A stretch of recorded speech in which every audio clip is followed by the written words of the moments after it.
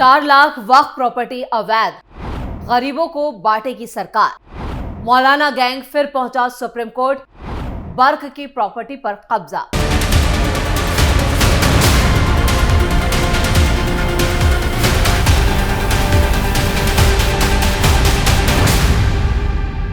नमस्कार, आप देख रहे हैं कैपिटल टीवी का खास शो दो टूक। मैं हूं परवीन शेख। सरकार ने सभी वक्फ संपत्तियों के डिजिटलीकरण की प्रक्रिया को अनिवार्य किया, जिसका मकसद ये था कि सभी संपत्तियों को उम्मीद पोर्टल पर रजिस्टर किया जाए।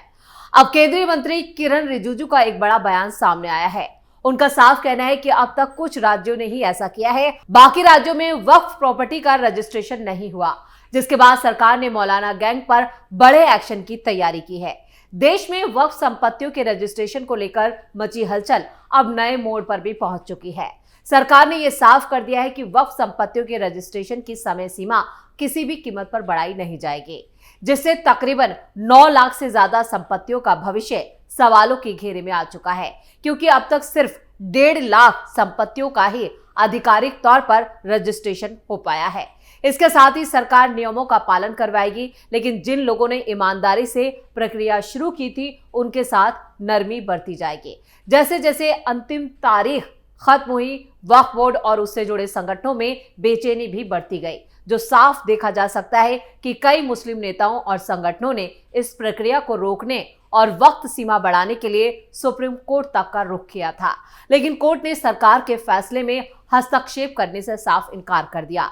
केंद्रीय मंत्री किरण रिजिजू ने साफ शब्दों में कहा कि जो संपत्तियां रजिस्टर नहीं हुई वो अब सीधे वक्फ ट्रिब्यूनल के अधीन जाएंगी। सिर्फ उन्हीं मामलों में 3 महीने की एक्स्ट्रा यानी कि अतिरिक्त छूट मिलेगी, जहां पोर्टल पर रजिस्ट्रेशन प्रक्रिया चालू थी, लेकिन तकनीकी कारणों की वजह से वो पूरी नहीं हो सकी।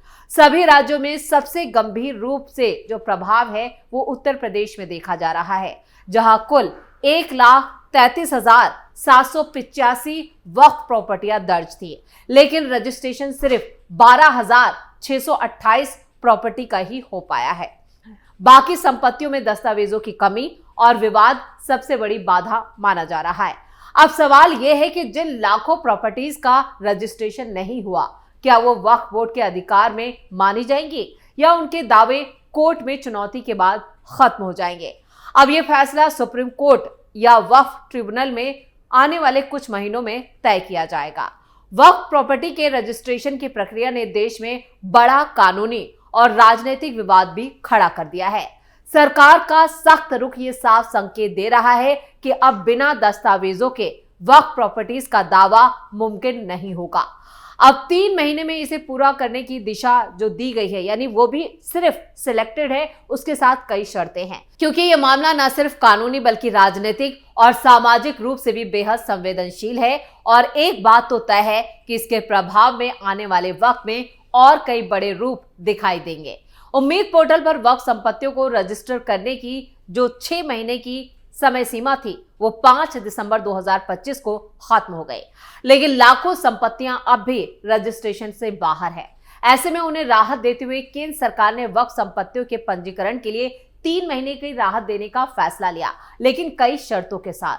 अल्पसंख्यक मामलों के मंत्री किरण रिजिजू ने कहा कि वक्फ संपत्तियों के रजिस्ट्रेशन का आखिरी दिन खत्म हो चुका है। उन्होंने यह भी कहा कि पूरे देश में अब भी लाखों संपत्तियां पोर्टल पर दर्ज नहीं हो पाई। कई सांसद, सामाजिक नेता और वक्फ से जुड़े प्रतिनिधि मुझसे मिले और वक्त बढ़ाने की मांग की। सुप्रीम कोर्ट के आदेश के कारण हम इस समय सीमा को सीधे तौर पर नहीं बढ़ा सकते, लेकिन जिन लोगों ने कोशिश की और किसी कारण यानी टेक्निकल कारणों की वजह से रजिस्ट्रेशन नहीं हो पाया, तो उनके खिलाफ 3 महीने तक कोई कठोर कार्रवाई नहीं की जाएगी, ना कोई पेनल्टी लगेगी और ना कोई जुर्माना लगेगा। मंत्री किरण रिजिजू ने यह भी बताया कि अब तक सिर्फ 1,51,000 से ज्यादा वक्फ संपत्तियों का रजिस्ट्रेशन हो चुका है, जिसमें कर्नाटक की 5,800, पंजाब, जम्मू कश्मीर और कई दूसरे राज्यों ने भी अच्छा प्रदर्शन किया। वहीं कुछ बड़े राज्यों में रजिस्ट्रेशन की प्रक्रिया धीमी रही। रिजिजू ने यह भी माना कि कई इलाकों से शिकायतें मिली कि उम्मीद पोर्टल धीमा चल रहा था या लोगों के पास जरूरी दस्तावेज पूरे नहीं थे।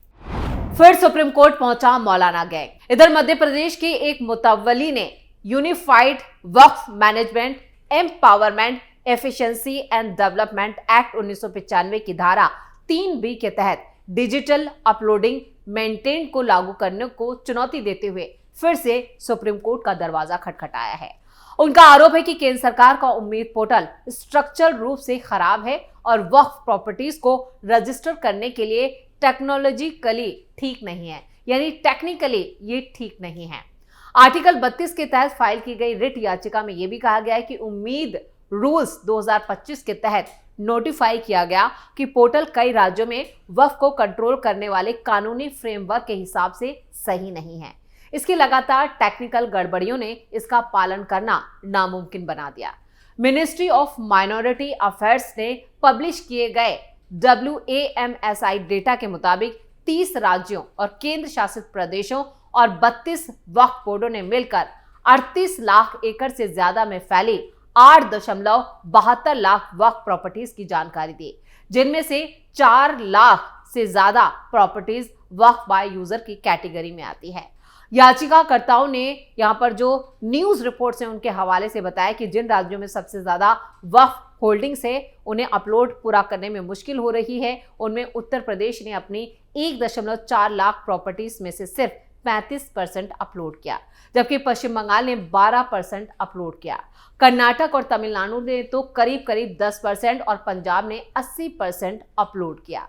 याचिकाकर्ता का यह भी कहना है कि मध्य प्रदेश में मुश्किलें ज्यादा रहीं, जहां करीब सभी वक्फ एक्ट की धारा 4 और 5 के तहत सर्वे और गजट नोटिफाइड प्रॉपर्टीज है। राज्य में वक्फ बाय यूजर की कैटेगरी बहुत कम है। हालांकि उम्मीद पोर्टल सर्वे या गजट वक्फ की एंट्री की इजाजत नहीं देता, यूजर को ऐसे तरीकों में से चुनने के लिए मजबूर करता है जो कानून में लागू नहीं होते हैं।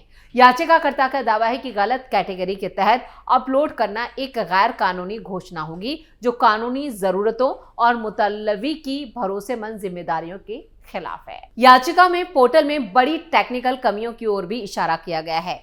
यूनियन मिनिस्टर ने तैयार की गई शिकायतों का 195 पेज का कलेक्शन, जिसमें करीब हर राज्य की शिकायतें शामिल हैं, जिसमें जिले और गांव गायब होना, खसरा नंबर जैसे वैलिड रेवेन्यू फॉर्मेट को रिजेक्ट करना, यूजर क्रेडेंशियल बनाने में दिक्कत, non functional approval, work flow बार बार लॉगिंग फेल होना और अनडिफाइंड एरर, ऑटो सेव की कमी और सिस्टम क्रैश होना शामिल है। ये वो कमियां हैं जो लगातार सभी ने की हैं। ये कमियां अपलोड करने के लिए 6 महीने के कानूनी समय के दौरान भी बनी रहीं।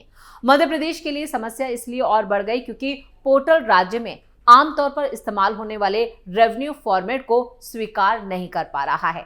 याचिकाकर्ता का यह भी कहना है कि टेक्निकल नामुमकिन होने की वजह से जरूरतों को पूरा ना कर पाने के बावजूद मुतव्वलियों को वक्फ एक्ट की धारा 61 के तहत सजा का सामना करना पड़ता है, जिसमें हटाना और मुकदमा चलाना तक शामिल है। याचिका में तर्क दिया गया है कि ऐसे हालात में पेनल्टी लगाना संविधान के आर्टिकल 14, 21, 25, 26 और 300A का उल्लंघन है। हालांकि धारा 3B जून 2026 तक अपलोड करने का समय बढ़ाने की इजाजत देता है, लेकिन याचिकाकर्ता का कहना है कि सिर्फ समय बढ़ाने से अंदरूनी कानूनी और टेक्नोलॉजिकल जो कमियां हैं उन्हें दूर नहीं किया जा सकता।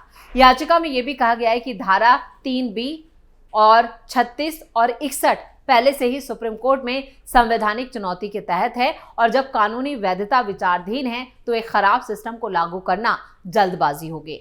कोर्ट के सामने प्रार्थना याचिका में यह भी घोषित करने की मांग की गई है कि उम्मीद पोर्टल अपने मौजूदा रूप में स्ट्रक्चर रूप से खराब है और टेक्नोलॉजिकल रूप से काम नहीं कर रहा है। सर्वे और गजट नोटिफाई वक्फ को रजिस्टर करने में पूरी तरह से असमर्थ है, इसलिए इसे पिटिशनर या इसी की तरह मुतव्वलियों के खिलाफ लागू नहीं किया जा सकता, जिसमें केंद्र सरकार को सभी स्ट्रक्चरल और टेक्निकल कमियों को ठीक करने या मध्य प्रदेश में सर्वे और गजट वक्फ के लिए खासतौर पर एक डेडिकेटेड अपलोड सिस्टम बनाने का निर्देश देने के लिए रिट ऑफ मैंडेमेंस की मांग की गई है। याचिकाकर्ता ने पोर्टल के यूजर इंटरफेस की धारा 5(1) में वक्फ का तरीका चुनने की जरूरी शर्त को हटाने और दूसरे सर्वे या गैजेट या स्ट्रक्चरी वक्फ ऑप्शन लाने के लिए भी निर्देश देने की मांग की है ताकि सही एंट्री अपलोड की जा सके। इसके अलावा याचिका में यह भी रिक्वेस्ट की गई है कि पोर्टल ठीक होने तक वक्फ डिटेल्स अपलोड ना करने पर कोई सजा, जबरदस्ती या अयोग्य ठहराने वाली कार्रवाई ना की जाए। दूसरी रिक्वेस्ट में सिस्टम में सुधार होने तक मध्य प्रदेश के लिए वक्फ रिकॉर्ड अपलोड करने के मैनुअल या दूसरे कानूनी तरीकों की इजाजत देना, धारा 61 के तहत सजा के नियमों के लागू होने पर रोक लगाना और अधिकारियों को यह निर्देश देना शामिल है कि वो मामला पेंडिंग रहने तक मध्य प्रदेश में याचिकाकर्ता के वक्फ और दूसरी वक्फ प्रॉपर्टीज के सभी रिकॉर्ड के बारे में स्टेटस को बनाए रखे। पिछले हफ्ते सुप्रीम कोर्ट ने उम्मीद पोर्टल पर वक्फ डिटेल्स अपलोड करने का समय बढ़ाने की अर्जी को मानने से इनकार कर दिया था। उन्होंने साफ कहा था ये केंद्र सरकार के काम में हस्तक्षेप की तरह होगा।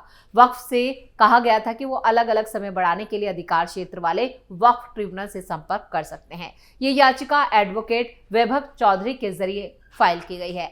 अब देखना होगा कि इस याचिका को लेकर सुप्रीम कोर्ट का क्या रुख रहता है और क्या ये याचिका लिस्टेड होती है, सुप्रीम कोर्ट इस पर सुनवाई करता है या सुप्रीम कोर्ट इस याचिका को खारिज कर देता है, ये देखना होगा। तो उम्मीद पोर्टल को लेकर जो दिक्कतें आई थी उसको लेकर सुप्रीम कोर्ट का रुख किया गया है। साथ ही साथ कई ऐसे राज्य हैं जहां पर सबसे ज्यादा दिक्कतें हो रही हैं। तो आप यकीन मानिए कि 9 लाख एकड़ में फैली वक्फ प्रॉपर्टीज में से सिर्फ मात्र 35% से ज्यादा जो प्रॉपर्टी है वो अपलोड हो पाई है।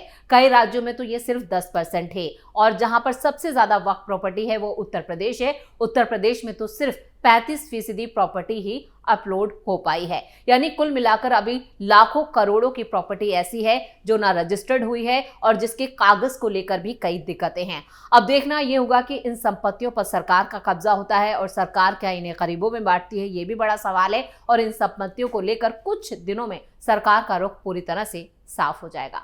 इस खास शो में इतना ही। वीडियो कैसा लगा कमेंट करके अपनी राय जरूर दें। वीडियो को लाइक करें, शेयर करें और कैपिटल टीवी को सब्सक्राइब जरूर करें।